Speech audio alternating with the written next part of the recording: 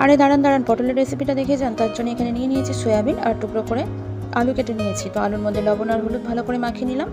তেলের মধ্যে দিয়ে দিচ্ছি পটলটা ভেজে নিলাম ভালো করে। এবার ওই তেলের মধ্যেই দিয়ে দিচ্ছি আলুটাও ভালো করে ভেজে নিলাম, ভেজে তুলে নেব। এদিকে একটা মশলার পেস্ট রেডি করব, তার জন্য দিয়ে দিচ্ছি ধনে, জিরে, লঙ্কা, আদা, কাশ্মীরি লঙ্কার গুঁড়ো আর টক দই আর লবণ। ভালো করে একটা পেস্ট তৈরি করে নেব। পেস্টটা তৈরি হয়ে গেল। এবার এদিকে আলু ভাজাটা তুলে নিলাম। এদিকে দিয়ে দিলাম সয়াবিনটাকেও ভালো করে ভেজে নিচ্ছি, ভেজে তুলে নেব।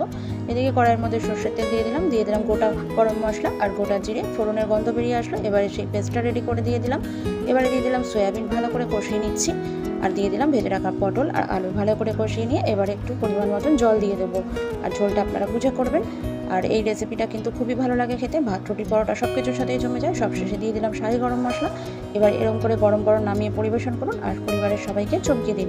তো ভালো লাগলে পেজটা অবশ্যই ফলো করবেন ফেসবুক থেকে দেখলে, আর ইউটিউব চ্যানেল থেকে দেখলে সাবস্ক্রাইব করে পাশে থাকবেন।